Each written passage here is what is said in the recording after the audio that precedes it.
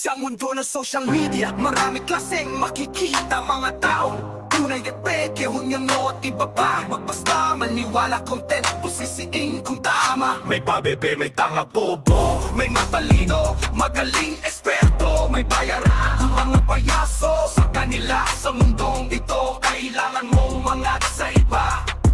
True blogger, kaunti lang sila, mga taong pinili unahin ang tama. May prinsipyo, dignidad, wala sa iba. Di kayang bilhin, may prinsipyo, may pusong ginto, di mo mauto. Nasa tamang landas, karangalan, dignidad ang iniingatan. Bakit di mo sundan, sundalo ng katotohanan? Kung kaya nila, kaya mo di tumingin sa salamin. Alamin mali ang ginagawa. Bakit di mo mamin, bakit di mo sundan, sundalo ng katotohanan? Kung kaya nila, kaya mo din tumingin sa salamin. Alamin mali ang ginagawa. Bakit di mo mamin, bakit di mo mamin, bakit di mo maamin? Pag mali ay dapat punahin, pag tama naman dapat purihin. Yan ang dapat, huwag tayo magpaloko. Kunyento, payaso, blogger na bobo.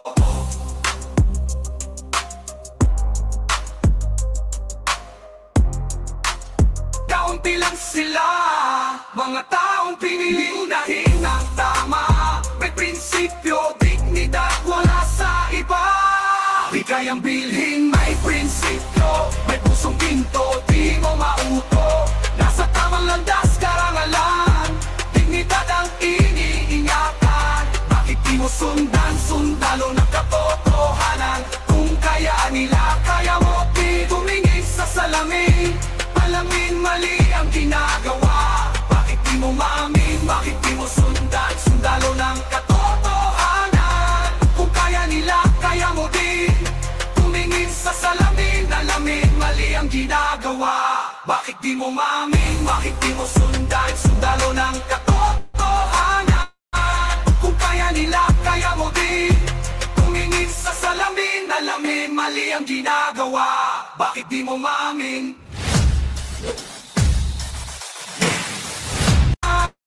Kung kaya nila,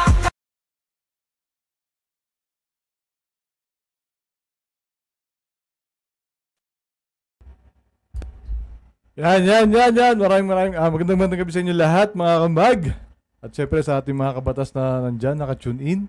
At sa ating mga ka-UB, magandang gabi sa inyo lahat. I-take natin to, no, tong interview ni Boss Kayo. Dito sa, syempre doon sa music na yun, no, gawayan ni Pinoy Bro Media. Maraming salamat sa iyo, Pinoy Bro Media, no, sa patuloy na paggawa ng awit para sa ating pinaglalaban. Yan. Sana huwag kang magsasawa. At syempre, ito nga, no, actually, ni-remind ko kayo dito kagabi, no, nung nag-LS tayo kagabi. Ni-remind ko kayo dito, ang problema kanina, nakatulog ako. Hindi ko napanood. So, yun, take na lang natin. And siguro kalahatiin natin. And, tapos, pag meron gusto umakyat, no, para magbigay din ng take nila, patungkol dito, pwede po kayo umakyat mamaya, no, kung gusto nyo. And, ayun, siyempre, bagong lahat, shoutout muna tayo, siyempre. Hey, shoutout sa'yo, Mylene Bunso. And, Gail, shoutout sa'yo. Stone Trooper, shoutout sa'yo. Chi, shoutout sa'yo. Welcome sa live. Rocket, shoutout sa'yo. Pinoy Bro Media, shoutout sa'yo. Nail Canvas, siyempre, lagi nandyan yan. Shoutout sa'yo. Sino pa dyan? Lemon, shoutout sa'yo. And sino pa nandyan? Silent Scream, shoutout sa'yo. Marian Nanale, maaga pa ba? Wala namang session. Pero isa dyan nakapag-session na. And Yemalin, shoutout sa'yo. Konohamaru, shoutout sa'yo. Kahel, siyempre lagi rin nandyan yan. Shoutout sa'yo. Para ito sa lahat, para walang magtampo. Okay.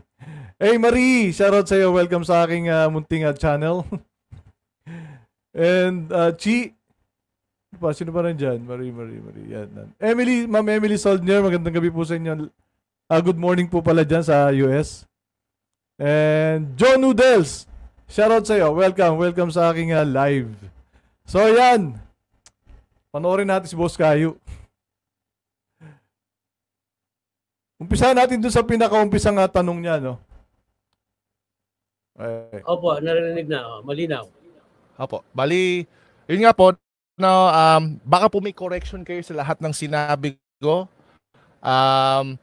Justice Ampuan serve as an inspiration. And then, naging RTC judge din po kayo sa Manila. When I was in Naga City, sabi ko, pag nagsaservisyo puro servisyo lang kasi for 3 years. And then after 3 years, because I do not know how to, hindi ako marunong sumingil sa kliyente. Wow. Sabi ko, pag nagsaservisyo puro servisyo lang kasi hindi tayo marunong sumingil Kaya sabi ko, I must join the PAOM para naman mabuhay ang aking. So ano yun? Puro, kumbaga, tawag nito? Hindi siya naniningil kahit private, private lawyer. Galing naman. Sana all, no? Sana all. Hindi marunong maningil. Bepperson, shoutout sa'yo. Sino pa rin dyan? May bago pasok ba? Tuloy natin. Yan. Puro charity po. No. When I was in private practice, puro charity. And actually, grabe ang bait naman ni sir.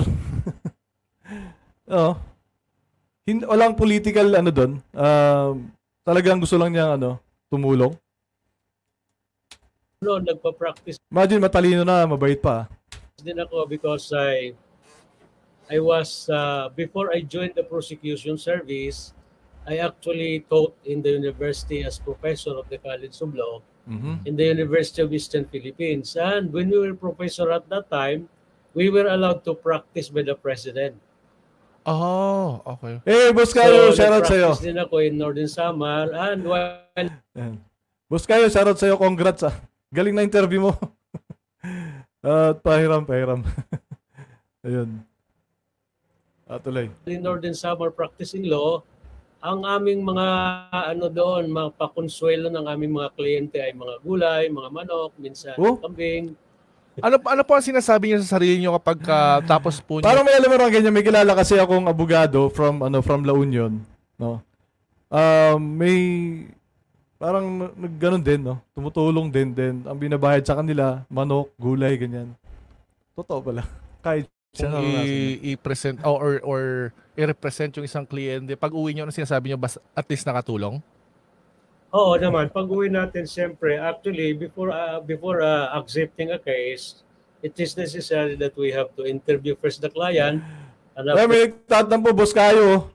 Di mo daw nakita yung tanong niya kay Justice, dami chat kasi next time na lang. May next time pa ba to, Boss Kayo? After interviewing, we have to evaluate the case. And after evaluating the case, we will have to explain to the client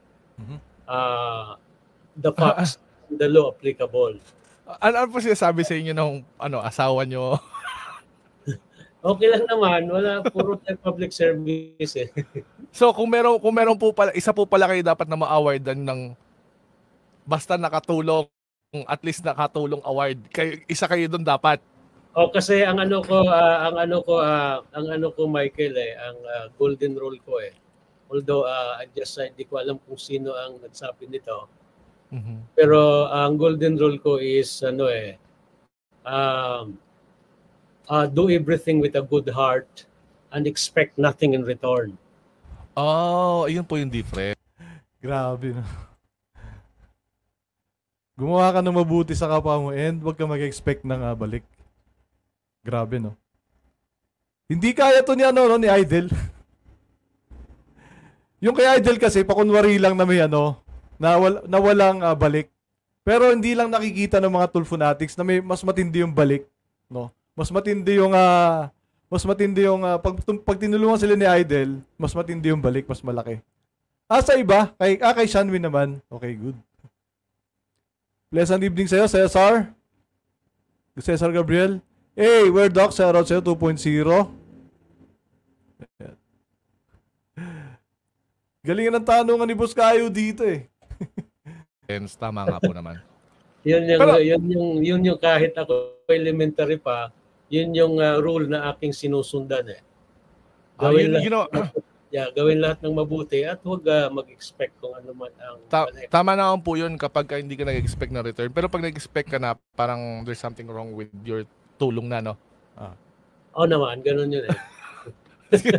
Bale po, nagturo din po kayo sa Polytechnic University College? Yeah, actually I'm teaching now I'm teaching now practice court, but before that I was sige Bonso, good night. Pahinga, tulog ka na. teaching human rights law in the PUP College of Law. So yun po yan, kasi nakalagay po dito UEP College of Law, Polytechnic University College of Law and other institutions. Saan pa po yung iba? Yung UEP, if I may, Michael, UEP is the University of Eastern Philippines. Actually, it is the first state university in Eastern Visayas.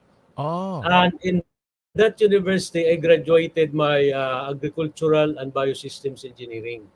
So I am also... Shoutout sa mga bagong pasok. Jaycon, shoutout sa'yo. Margarita Rafa Fadjela, shoutout sa'yo. Ayan. Hello po, magandang gabi sa'yo. So a license, actually my license number is only 805. Licensed Agricultural and Biosystems Engineer. Now, so yun po yung prelo nyo? Prelo. So, hindi masyadong nakikilala ang kursong ito eh. That's why probably the reason why I took up law, because yung aming profession as Agricultural and Biosystems Engineer, hindi masyadong pinapansin eh. So, and take note, if only our profession as an Agricultural and Biosystems Engineer ay bigyan ng pagkakataon at bigyan ng ng tamang budget. Hindi naman budget siguro, or tamang pagkakataon. Sabi ko nga, kami na mga biosystems engineer ay kung bibigyan kami ng i-recognize ang aming skills, wala siguro tayong problema sa La Nina at saka El Nino. You know why? Because we as an agricultural and biosystems engineer, pwede naming i-measure yung rainfall rate eh. Pwede rin namin i-measure yung evaporation rate. So we can have data for a water consumption ng mga tao, consumption ng animals, consumption ng plants. Pwede pala sa agrarian to si sir, no? Alam niya patakbuhin yung agrarian, malamang. And so simple arithmetic lang siguro, we can design with the help of other Gregory Tan, shoutout sa'yo.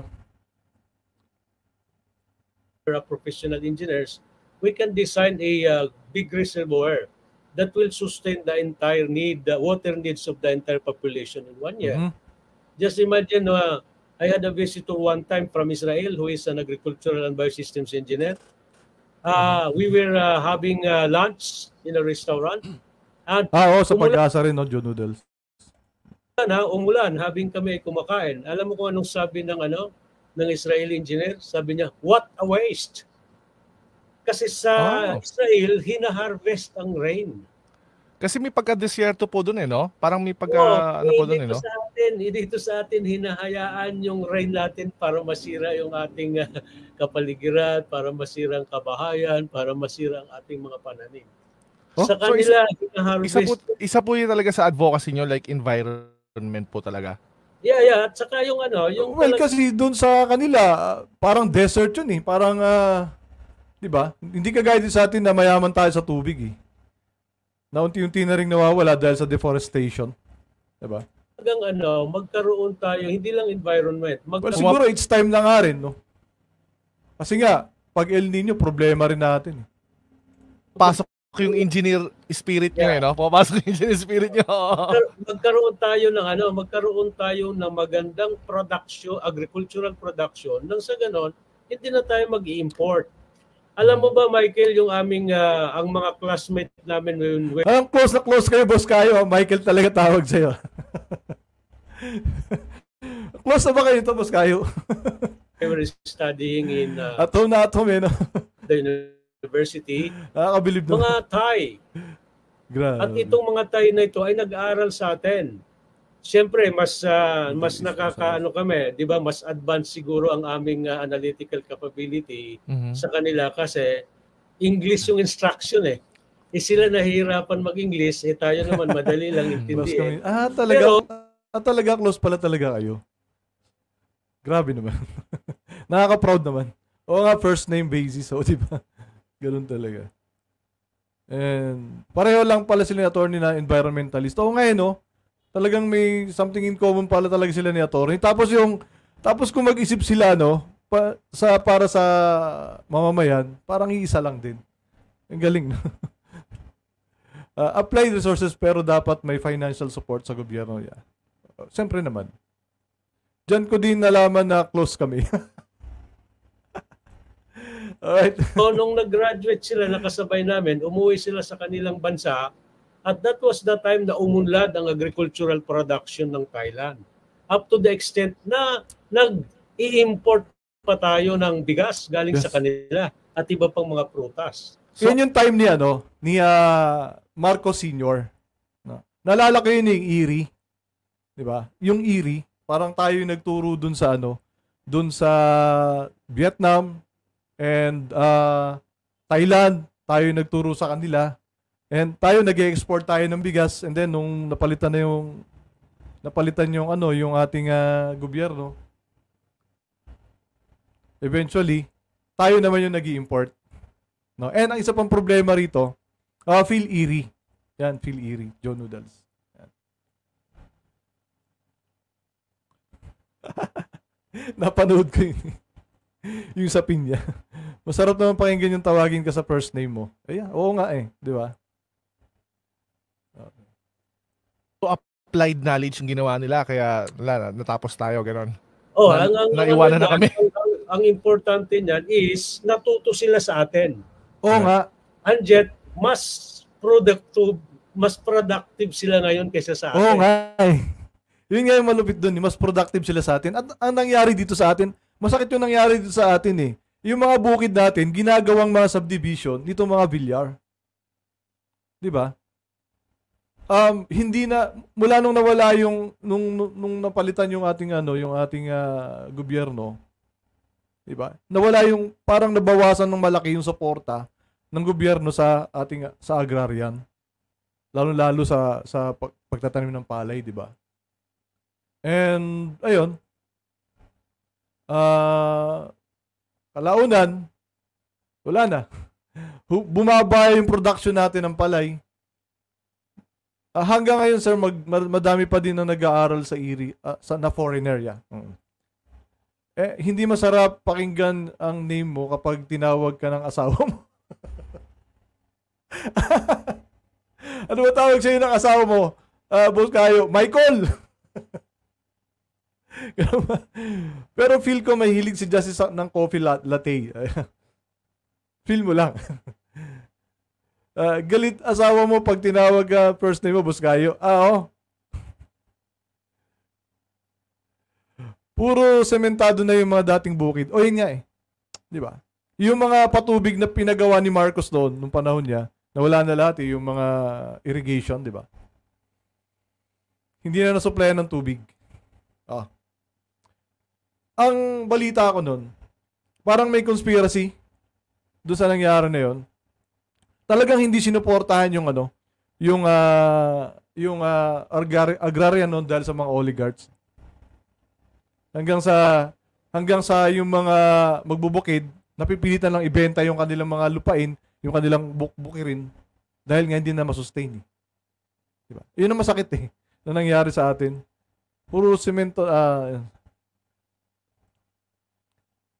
Han ang tawag sa akin ng asawa ko, bihira ako tawaging Michael nun.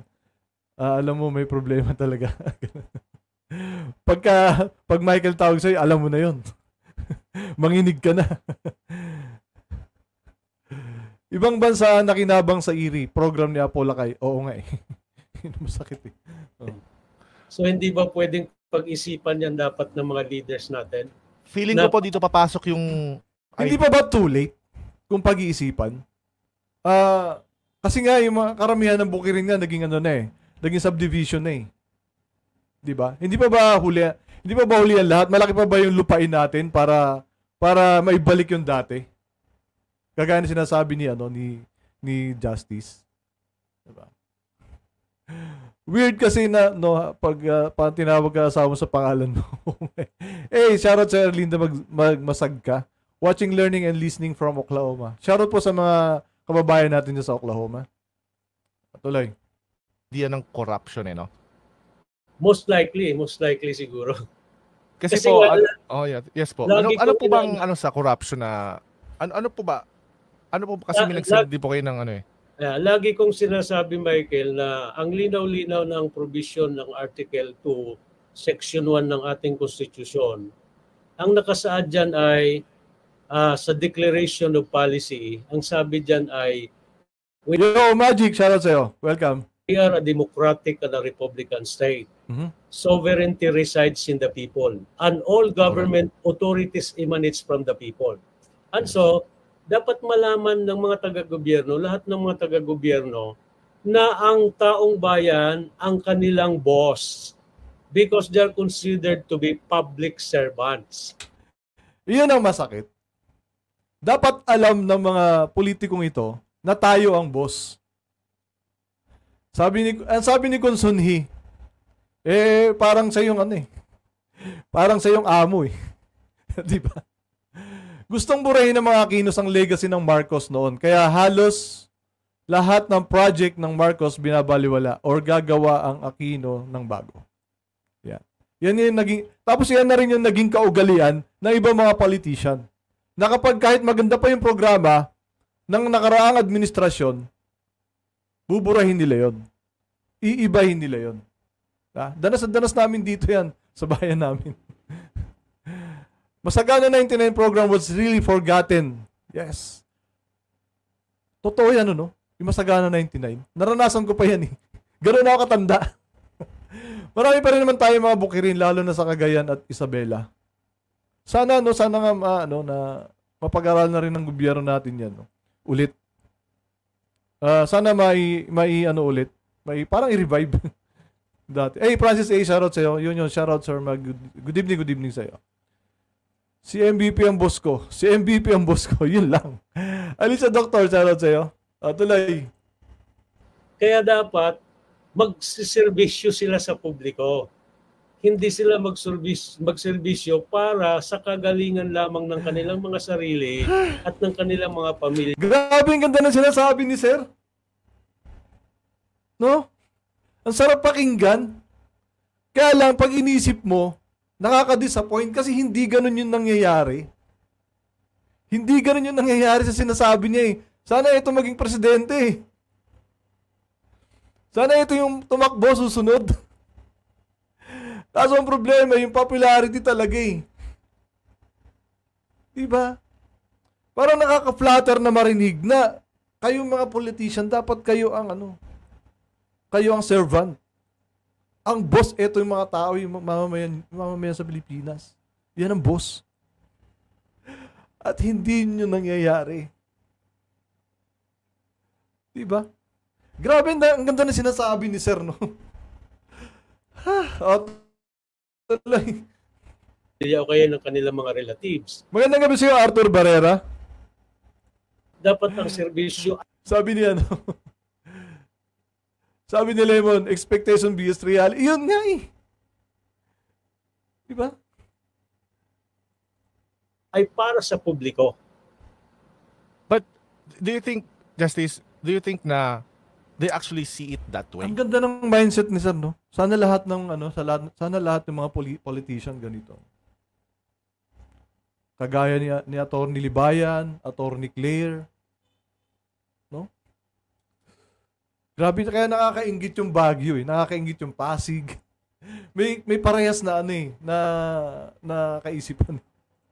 Bare person, magsasaka ang pamilya ko pero mga kamag-anak ko ayaw na nila magsaka. Unti-unti na nila binebenta lupain nila doon. Puro abroad na ang gusto nila sakahan. Namin sa Santa Ana again. Sayang yun. Yan yung nangyayari dyan eh. Magandang gabi kayo. Arthur Barrera, shoutout sa'yo. The politicians, I mean.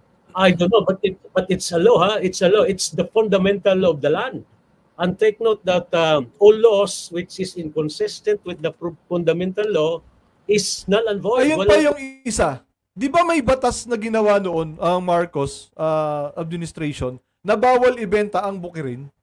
So, inamyandahan ba yon bago nangyari yung bilihan ng mga bukid na yan? Parang wala naman ako narinig na naamyandahan yan. Kaya lang parang nababali nila yung batas nitong mga Villar. Di ba?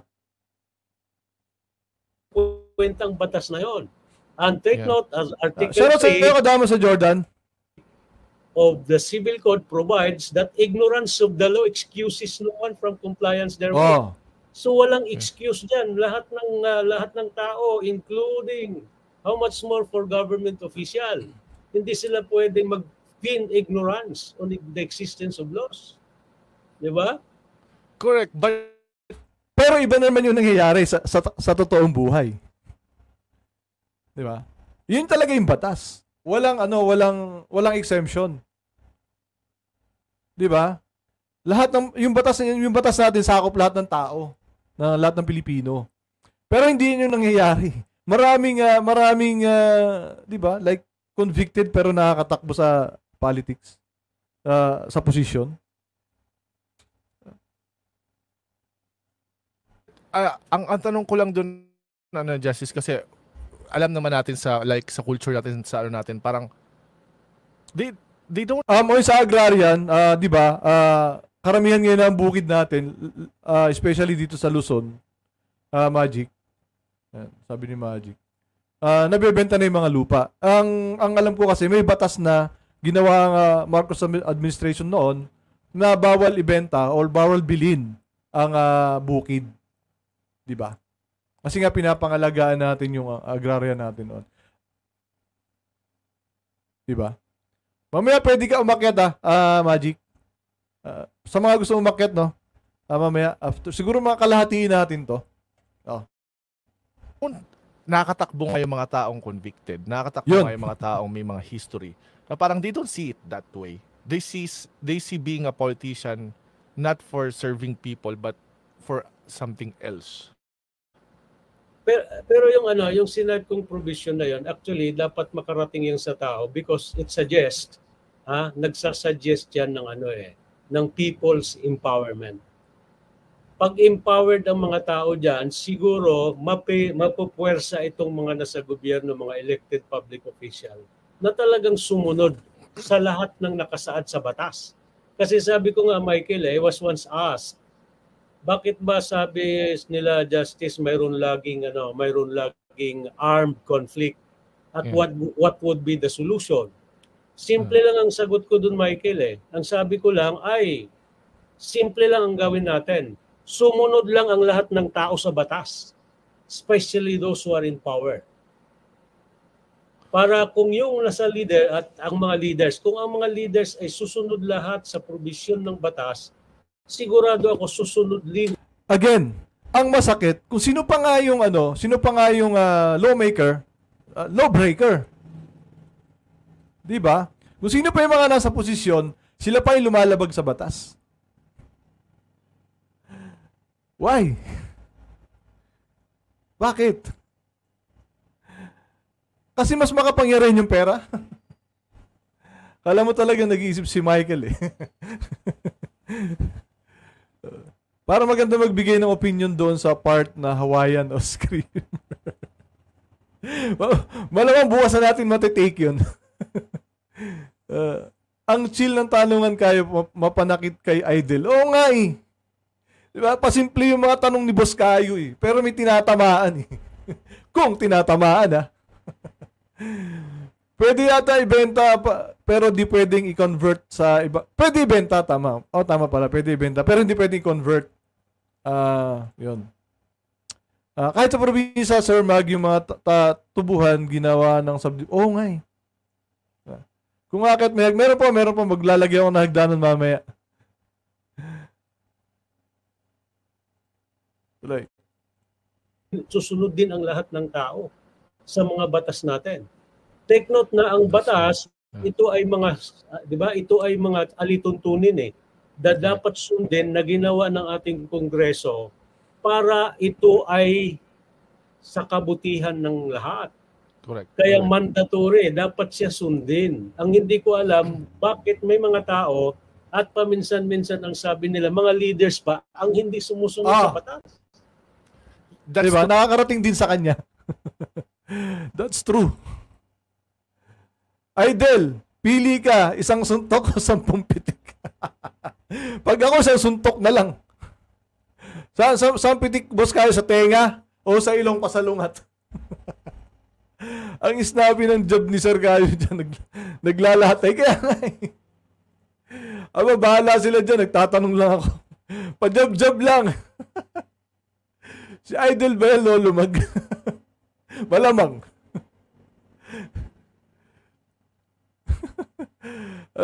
Alas challenge yan, sir. Kung susunod na lahat ng tao sa batas, wala na ang show na yon. Oo nga. Wala yung show. For sure. Hey, Janet, shout out sa'yo. Welcome sa live. O, tuloy. True. Parang lawmaker na lawbreaker. Parang ganon. Pero, which brings me to my next question, Justice, no? Yes, sir. Yes. How do we then deliver that message sa normal na tao, sa common people? How do we do that? Ako, sabi ko nga, ganda ng tanong. Kasi yan din ang iniisip ko dito sa amin eh. Kung paano ko ba imumulat yung mga tao na wag na ibenta yung boto nila. Kailangan din talaga may sponsor eh. Kailangan talaga may financial ka din. Meron na akong na buong grupo. Ito nga yung MUG nga. Ang kulang na lang sa akin is kung paano ko yun. May mga kasama naman ako, kaya lang hindi sapat eh. Kailangan talaga may sumusuporta para may disseminate namin na maayos kung ano yung aming layunin bilang grupo dito sa Bataan sa Maribeles. So ito, sana maganda yung sagot ni Sir. Para makakuha ng idea. Okay. Yeah. Sabi ko nga after my retirement, siguro siyempre libre na tayo. One of my advocacies is that I will offer myself. But the problem is, meron tayong social media, pero mas lamang yung may gustong manood ng entertainment. Yung mga basurang vlogs, yung mga walang kakwenta-kwentang videos, mas gusto nilang panoorin kaysa dito sa mga ganitong klase ng information. Yung mga informative, di ba? Mga informative vlogs na kagaya ng ginagawa natin dito sa Kabatas. Yun kasi ang problema. Kita nyo naman ang bababa ng views natin. Pero magpunta ka dun sa mga vlogger na walang kwenta. Yung mga vlogger na basura. Ang dami nilang views. Grabe, di ba? Yun din ang problema. Kaya nga dapat magkaroon din ng yung face-to-face din na magbibigay ka ng information. Yun talaga yung pinakamagandang paraan eh.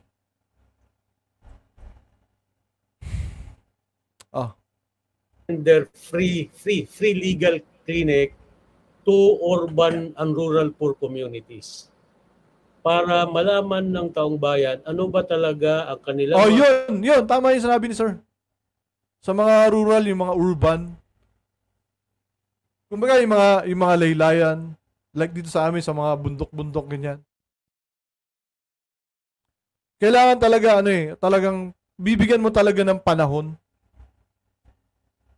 At kailangan din talaga ng financial support. Hindi talaga po pwedeng wala. Basta tayo. Sabi ni Arturo, lawmaker na di nasusunod sa due process. Tama, di ba? Alam na kung sino yan.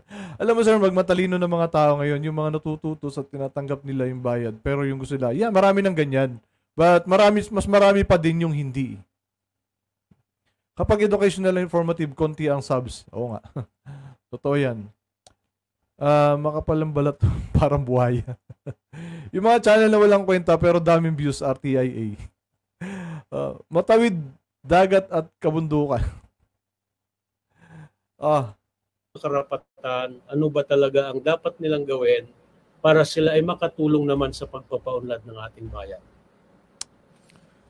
Kasi sa inyo kasi, naiintindihan ko, Justice, no, ang laban nyo kasi is nasa taas eh. Doon sa level ng taas. How about people like us, like me, na we are normal people, how do we then help? Kaya nga, ayun ang suggestion ko, join me in rendering free legal services to the poor, to the oppressed, to the underdeveloped, to the underprivileged. How about the oppressed? How to join? Oppressed in the sense of being oppressed by public officials, something like that? No, not necessarily, but being oppressed by all the people around us. Kasi di ba, under our human rights, sa human rights, dapat irespeto lahat ng tao, ang sinumang tao, ang kanilang kapwa-tao. Correct. Because you can only... Yun nga yung problema eh. Na-oppress naman talaga, kagaya ko nakailang demanda na ako. Nakadalawang kaso na ako, sir. Kasi nga, pagka nagsasalita ka ng totoo, di ba? Kayang-kaya nilang gawan ng paraan eh. Na ma-oppress ka eh, di ba? Yun kasi yung mahirap talaga. Lawmaker, na lawbreaker si Idol, pero si Kayo, tanong pa lang, Joe Breaker na. Kawawa kasi mga nagsasaka natin, malaki gastos nila sa pagtatanim, pero kung bibili ng mga palay napakamura. Kaya wala silang kinikita, kaya naisipan nilang ibenta na lang ang lupa. Okay. gain na, di ba, real peace if there is respect, because respect will actually, di ba, will actually be a way towards the attainment of justice, and there can only be peace if there is justice. Yes, actually the respect actually reflects justice as well, di ba? Yeah, kasi yeah. Equity, Respeto yung fairness. lang sa kapwa-tao. Na parang kaya suggestion, mo na rin. Yeah. Kaya suggestion ko nga sana, Michael, na yung pagrespeto sa kapwa-tao ay uumpisahan na yan sa basic education pa lang. True, I agree. Kaya sabi ko, hindi naman dapat na ang dami-daming subject natin eh. Tapos kaya nga may GMRC, di ba? Nawala na ba yung GMRC? Wala na ba yun? Kaya marami nang hindi marespeto ngayon. Pabayaan na tuloy yung mga, di ba, dati-dati nung kami mga estudyante, mayroon kaming GMRC, good manners and right conduct. Parang wala na yan ngayon eh. Wala na. Ito, mayroon akong isang magandang example, Michael. Sa Australia, yung Prime Minister ay tumatawag. And then accidentally, nakaapak siya doon sa tanim ng isang simpleng mamamayan. Alam mo, yung simpleng mamamayan, pinagalitan niya ang kanilang Prime Minister. At ang Prime Minister ay naninikluhod para maghingi ng sorry. Interesting. Hindi ba pwede yung gawin sa atin dito kasi naman ang ating mga official sa gobyerno ay mga public servants? Oo. Ano sa tingin mo? Supposedly dapat ganyan. Even in Japan is like that, right? Pero dito po kasi sa atin parang baliktad yung tingin nila eh. They're not servant, they're being parang sila yung sineservan. Yun nga kasi, di ba? Parang pag sila yung nakaupo, sila yung boss. CL, Christian Living. GMRC kapalit ay values. Inamyandahan ni Idol GMRC. Edukasyon para sa pagpapakatao meron now. Meron ba yan? Nag-like na ba lahat? Yeah, salamat Kahel. Sa Pinas yan, nagalit ka, tingga sa noong abutin mo. Meron ganyan eh. Wala na pong GMRC. Ang GMRC na palitan ng social media si Sir Mike. Kung ano makita or trending sock medyo nang ginagaya. Yan nga, grabe. Pero ang batas natin malinaw that they're public servants eh. Yeah, I agree. Siguro dun papasok talaga yung corruption, no? Yung corruption na there are people, politicians na tumatakbo sila or kinukuha nila yung posisyon for their own interest, Yes. self-interest. Actually, yan ang isa yan sa mga problema natin. It's a basic problem in Philippine society.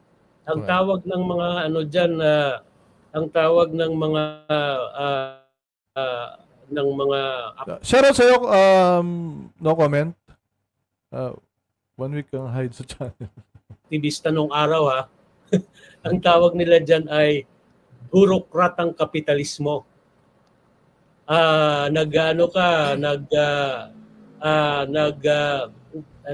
You will spend your own money para lang makakuha ng pwesto, para lang ma-elect, para magiging official ng gobyerno. At yun na talaga yung practice ngayon. Diba? Vote buying. Kaya nga, diba? Kaya nga ang ganda talaga i-topic yung dynasty. Na sana magkaroon na ng batas, no? Na anti-dynasty. Kasi ramdam na ramdam namin dito yan. Dito sa Bataan. Grabe ang mga Garcia dito. Talagang, pati mga mayors kanila. Dahil sa pera.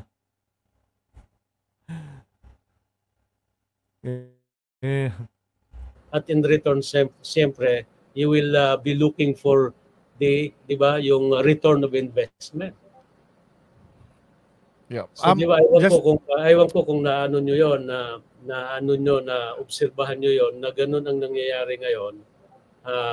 Gagamit tayo ng sarili nating kapital para magkaroon tayo ng pwesto sa gobyerno, especially elected position, and then yung position natin ay gagamitin na natin ngayon. Pambawi. Pambawi. ROI. Ayun ang masakit. Kasi triple yung bawi nila dyan. Ay, business nga eh.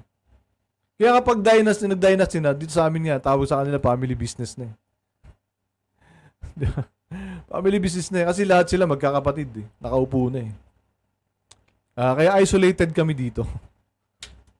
ROI. Bago ko po tanungin yung medyo mahirap na tanong ni Attorney Claire, tanungin ko lang po kayo kasi ito yung personal na gusto ko malaman. Personal to sa akin eh.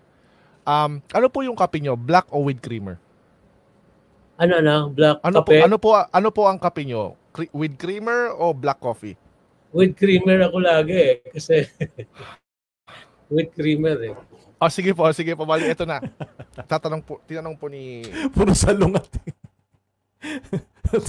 Uy, si Atty. Claire nagtanong pala. Attorney Claire. As naman po, paano may iwasan ng isang public servant na pagkakitaan ng sinasabing constituency work? Paano maiwasan ng public servant? May kasunod po yata yan. Siyempre, siguro, una sa lahat, dapat kumuha tayo ng pwesto sa gobyerno based on the merits. Kasi in our midst now... Ito si Atty. Claire. Mapanakit din eh. Napabuntong hilinga. Siguro black panay sa lungat eh. Mamaya yung pizza ganun din. Influential people initiate the vote buying para sa pakinabangan nila. Yeah. At yun yung nangyayari ngayon. Kaya nga dapat mas kaya nga binuo ko tong grupo ko dito, tong MUG dito.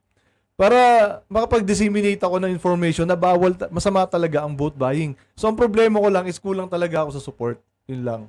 Wala lang talagang support ng mga tao na, di ba, na may ganun ding concern. Mga takot kasi. Natatakot sila. Kasi kagaya ko nga, nakailang kaso na ako, di ba? Pag nakita nila akong ganun, lalo silang natatakot na magsalita. Na sumama sa grupo. Doon yung MJ, shoutout sa'yo.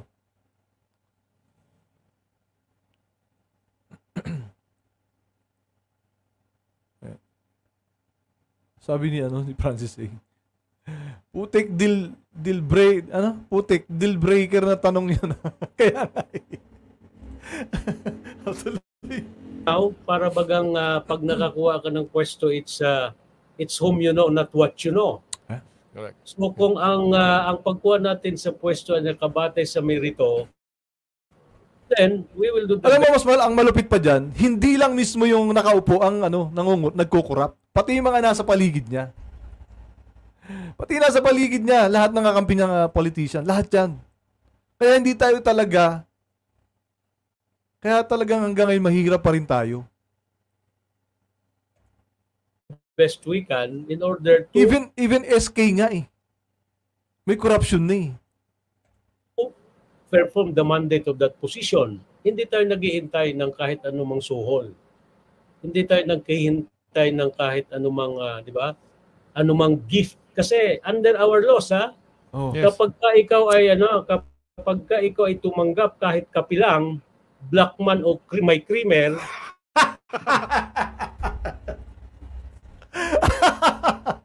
Tawa ni Boss Kayo. Ang galing. Siya ba si John Mercado? Ano? After kaya marinig ni Kayo yun, lagi akong may creamer sa kape. Ano kaya ang pumasok sa isip niya? Mag-support is always there para sa truth. Naka-blend lang yung magagaling talaga. Oo nga eh. Diba? Kaya sabi ko siya, talagang may oppression.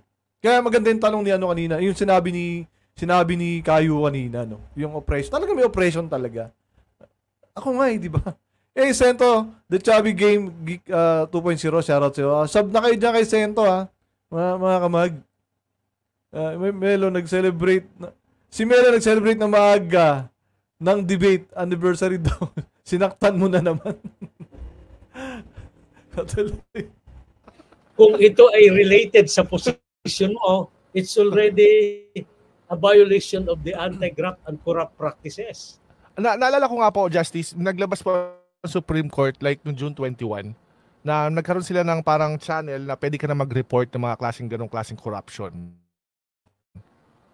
directly sa Supreme Court. And then parang may investigative yata sila, team, body, tapos parang pwede kang gawing whistleblower and then you will be protected, something like that. Nag-exist na po ba yan dati o ngayon lang yan?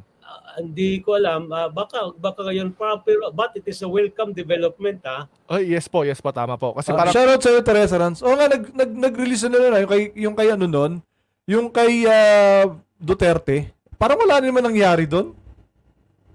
No? Kasi pag nagsumbong ka, hindi naman na-action na maayos. Parang, ano lang, sinusulatan lang din nila yung tao. Tapos wala na.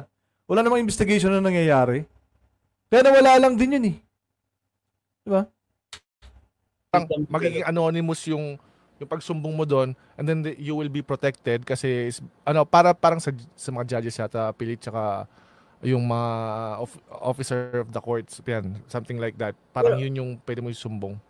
Pero wag lang gamitin siguro para din panakot sa mga huwes, kasi dapat ang huwes talaga ay magdedesisyon lamang batay sa facts of the case. Correct, and the applicable jurisprudence and laws on the matter. Hmm. Pero sometimes kasi ang problema diyan, may mga may mga litigants na tinatakot din yung huwes. Oh. Di ba? Talaga. Totoo po. May mga litigants din na nag-offer ng suhol, nakatakot-takot ng suhol. So siguro para maiwasan 'yon, ako noon when I was in the judiciary, kasi nag-retire na tayo pagka may mga nagpa-follow up ng mga kaso, ang sinasabi ko lagi, okay, pare ko, based on the merits tayo.